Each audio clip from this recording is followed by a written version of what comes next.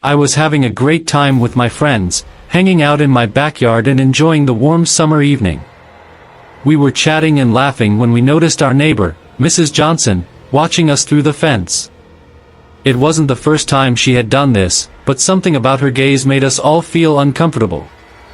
Mrs. Johnson was an old lady who lived alone in the house next door. She had always seemed a little odd, but lately, her behavior had become more and more unsettling.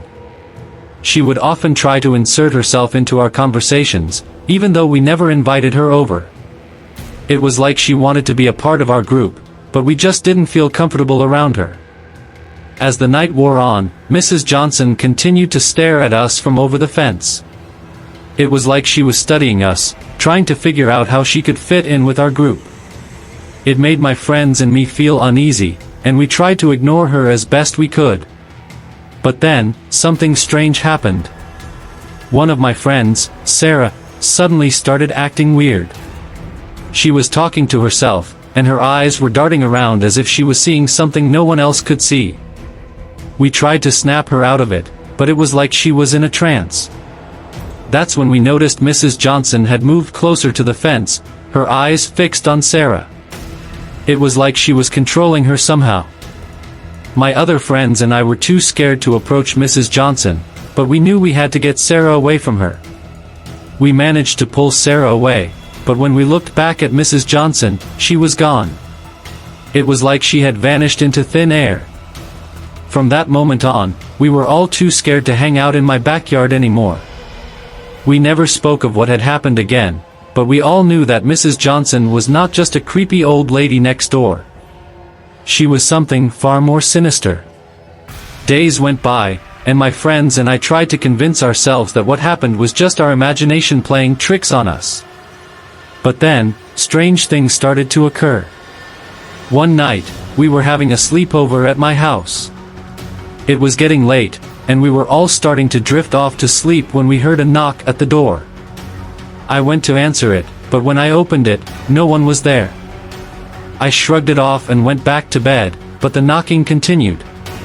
It was like someone was banging on the door with increasing intensity. My friends and I were too scared to move, and we huddled together in fear. That's when we heard Mrs. Johnson's voice. It was coming from outside, and she was chanting some kind of ritualistic spell. We could hear her footsteps getting closer and closer, and we knew we had to do something. We tried to escape through the back door, but it was locked. We were trapped. Mrs. Johnson was getting closer and closer, and her chanting was getting louder and more intense. Suddenly, the door burst open, and Mrs. Johnson was standing there, her eyes glowing with an otherworldly light. We screamed as she lunged towards us, but then something unexpected happened. The light surrounding her flickered and went out, and she collapsed to the ground. We were too scared to move, but eventually, we summoned the courage to approach her. As we got closer, we saw that Mrs. Johnson was not a human at all. She was some kind of ancient demon, and we had stumbled upon her in a moment of weakness. We knew we had to act fast, so we performed a ritual of our own to send her back to where she came from. When it was all over, we were left shaken and traumatized. We knew that Mrs. Johnson was not the sweet, harmless old lady we thought she was.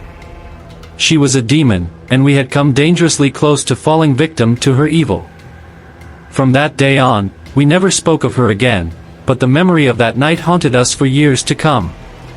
After that night, things in the neighborhood began to change. The once friendly and welcoming streets now had an eerie feel to them. There was an unspoken understanding between the residents to avoid the topic of Mrs. Johnson and the events that took place that night.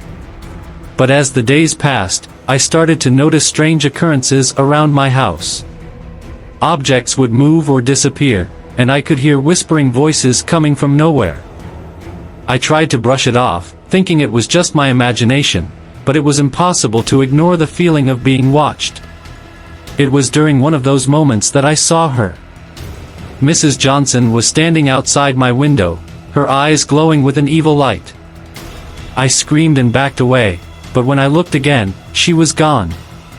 The next morning, I went outside to see if there was any evidence of her presence. That's when I found a note pinned to my front door. It read, "I may be gone, but I'm never far away.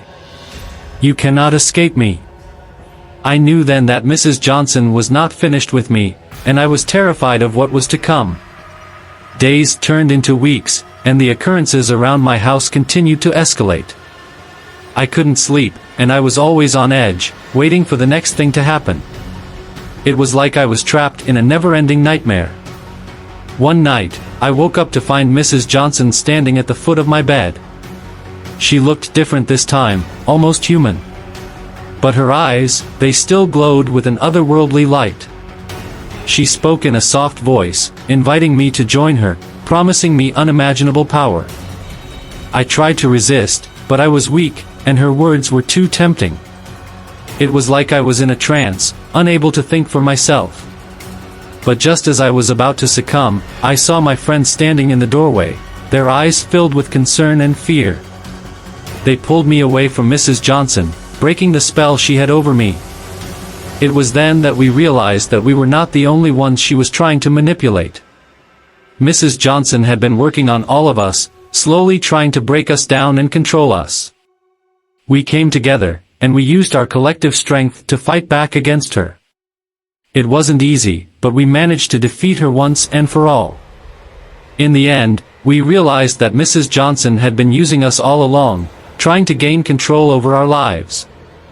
But we refused to let her win, and we emerged from the ordeal stronger than ever. The morning after we defeated Mrs. Johnson, my friends and I gathered together to discuss what had happened. We were all still reeling from the ordeal, and we knew we needed to talk about it to process what had taken place. As we sat around the kitchen table, drinking coffee and tea, we shared our experiences and feelings. It was cathartic to be able to talk about it, and we realized that we weren't alone in what we had gone through. But as we talked, we couldn't shake the feeling that something was off. We all felt like we were being watched, and we couldn't figure out why. It was like Mrs. Johnson was still with us, even though we had defeated her.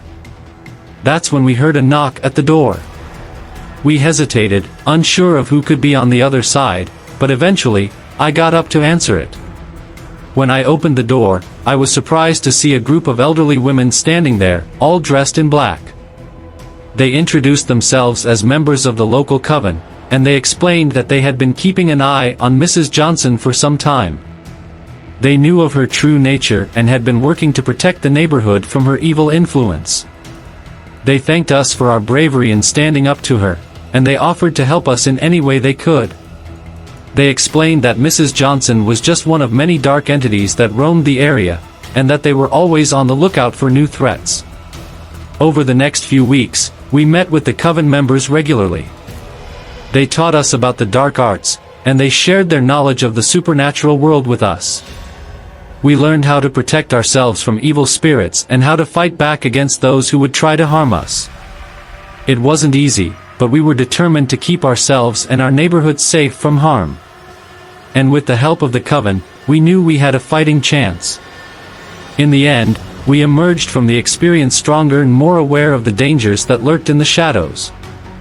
We had overcome our fears and had faced the darkness head-on. And while we knew that there would always be new threats waiting around every corner, we were ready to face them together. Months had passed since our encounter with Mrs. Johnson and our subsequent alliance with the local coven. The neighborhood had returned to a sense of normalcy, and we had all moved on with our lives. But one day, as I was walking home from work, I noticed something strange.